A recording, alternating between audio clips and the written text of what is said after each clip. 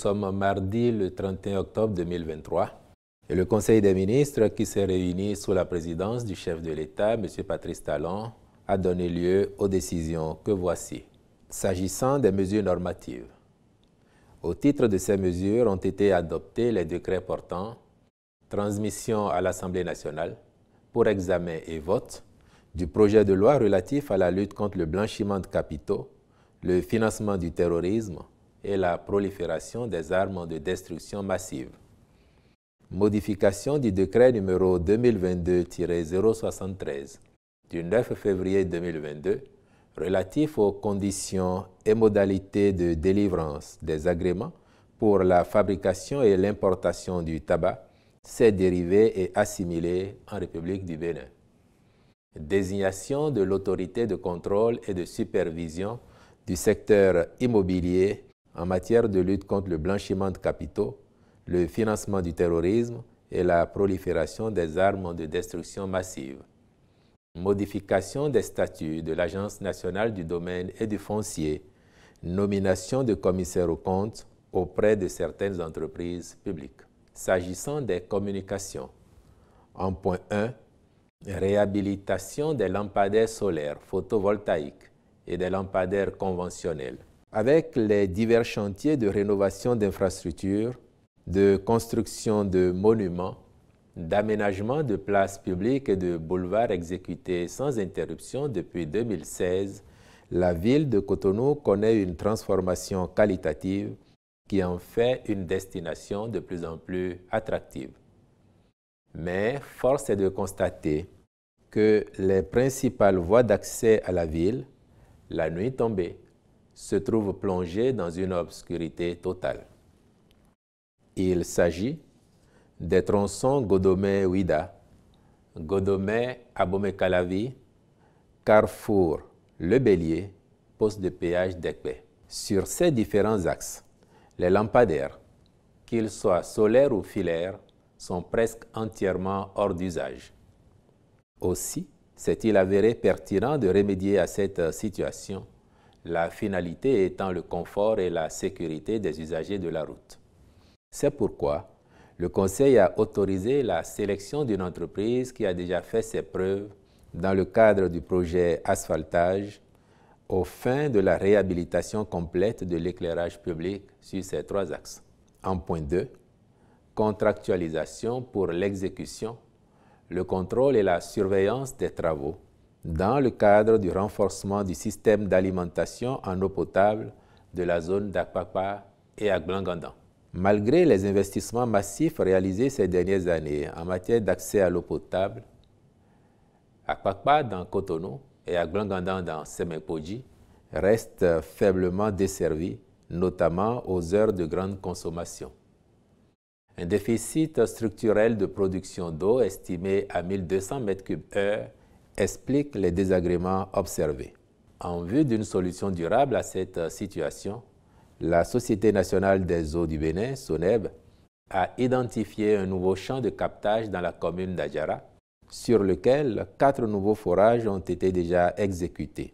Les présents travaux comprennent, entre autres, l'équipement et le raccordement de ces 4 nouveaux forages d'exploitation pour un débit global d'au moins 600 m3/h, la construction d'une nouvelle station de traitement d'eau en béton armé de capacité 1000 m3/h située à PK18, route de Porto Novo, intégrant un bâtiment d'exploitation, un bâtiment de pompage, des équipements de traitement et de pompage d'eau.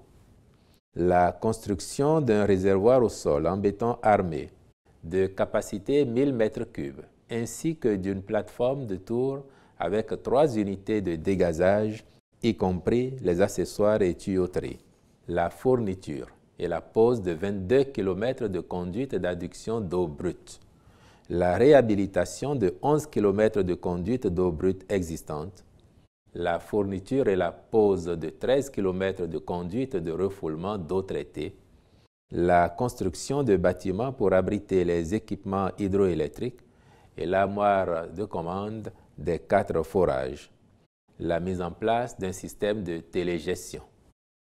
Le Conseil a donc autorisé la contractualisation avec une société et un cabinet ayant l'expérience requise pour l'exécution, le contrôle et la surveillance des travaux, dont la réalisation est prévue pour tenir dans un délai de 16 mois. En point 3, mission de maîtrise d'œuvre complète pour les travaux d'aménagement des sites retenus dans le cadre des manifestations culturelles des Vodou Days. Dans la suite des aménagements visant à diversifier l'offre culturelle et touristique de notre pays, le gouvernement envisage l'organisation, au mois de janvier, d'un événement annuel dénommé Vodou Days à Ouidah, en marge de la célébration de la Journée nationale des religions traditionnelles. Cet événement contribuera à la promotion du patrimoine culturel national et au rayonnement de la destination Bénin. Dans ce cadre, les sites du Fort français, de la forêt sacrée, de la place Marot, de l'esplanade du Temple des Pitons et du village de la plage près de la porte du non-retour ont été identifiés pour être aménagés afin d'accueillir les différentes manifestations dès l'édition 2024. Le Conseil y a marqué son accord, à charge pour les ministres concernés de veiller à la bonne conduite des chantiers. En point 4, construction de 253 logements sociaux et économiques à Parakou. Avec Abomey-Calavi et Porto Novo, Parakou fait partie des villes retenues pour accueillir des logements sociaux et économiques. Les travaux de viabilisation ayant été engagés sur l'ensemble des 3 sites, les obstacles qui entravaient la mise en œuvre de ce projet à Parakou ont été levés. Le Conseil a donc autorisé la signature des contrats de marché irrelatifs. En point 5, contractualisation pour les études architecturales et techniques du projet d'aménagement de la berge sud-ouest de la lagune de Cotonou et du quartier Oulakodji. Le dit projet ambitionne de réaliser des aménagements pour faire de la ville et la lagune un système intégré et un levier de développement de la municipalité dans sa globalité, avec comme point d'attraction le quartier Oulakodji.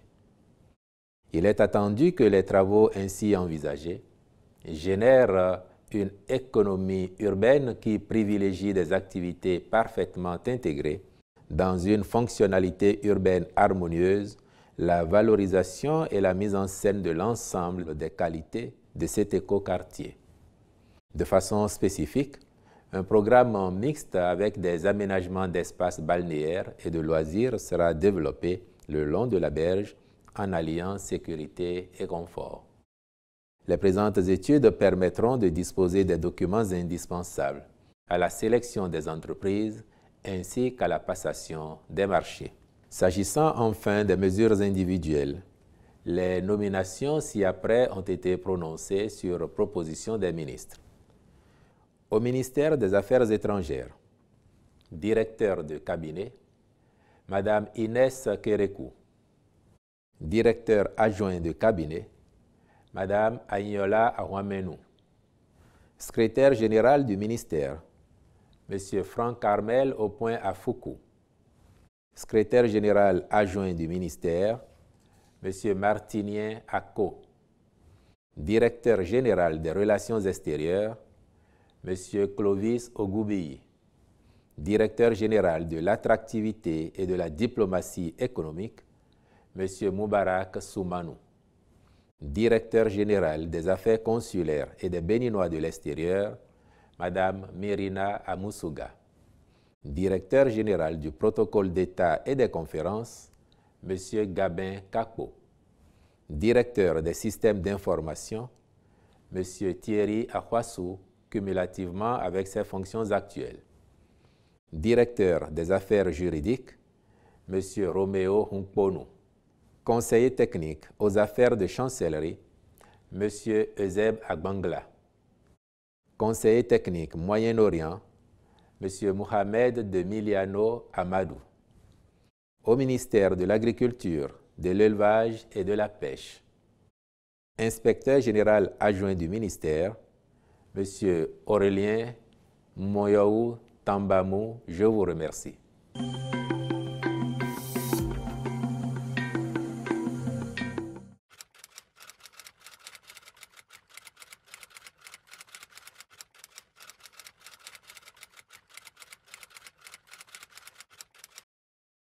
En réalité, il n'y a pas de fermeture de frontières, comme certains ont pu l'interpréter ou le prétendre.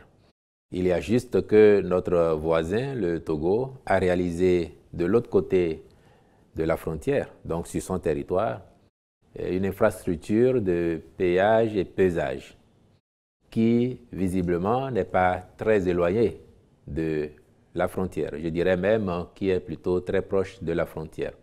Ce qui fait que le rythme de passage des camions de l'autre côté impacte sérieusement leur passage également à notre frontière. De fait, nos services de douane sont obligés de tenir compte de l'évolution du trafic en territoire togolais pour faire passer également progressivement les camions côté béninois. C'est ça qui fait qu'on a observé cette file et nous espérons qu'une optimisation des services de l'autre côté aiderait à améliorer la situation.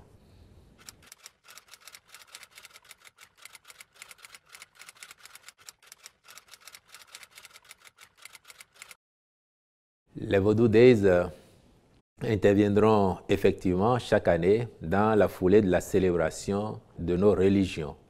Vous les appelez traditionnelles ou endogènes, mais ce sont les religions intrinsèquement béninoises d'abord. Donc, nous avons envisagé que les 9 et 10 janvier, les Vodou Days se tiennent, pour devenir surtout, dans la dynamique de ce qu'il se fait dans le secteur du tourisme, devenir une véritable attraction. Donc, au-delà de la célébration à laquelle nous sommes déjà habitués, faire en sorte que ce soit un événement majeur. Comme ailleurs, on a tel carnaval, nous voulons que l'occasion de la célébration de nos religions, signe de notre identité, permette également au pays d'avoir davantage de visibilité, de faire venir chez nous nombre de touristes et de favoriser aussi les déplacements à l'interne de Béninois qui apprennent à mieux connaître nos cultures. De tout le temps, Ouida a toujours été l'épicentre de la célébration de la fête des religions traditionnelles chez nous. Les Vodou Days n'empêchent pas qu'à l'occasion du 10 janvier, partout ailleurs dans le pays, des manifestations se tiennent pour commémorer cette célébration. Mais Ouida sera le site sur lequel les Vodou Days vont se dérouler et vous comprendrez bien que si l'on veut en faire une attraction, un rendez-vous qui deviendra permanent, il faut bien le sédentariser quelque part, ce rendez-vous-là, pour lui faire une identité durable. C'est pour ça que, au regard du rôle que joue Ouida dans la célébration ou dans les manifestations liées aux religions traditionnelles, cette ville a été retenue et cela vient par ailleurs conforter tout ce qui se fait déjà, ce qui se met en place à Ouida pour en faire une destination touristique de premier plan sur les années à venir.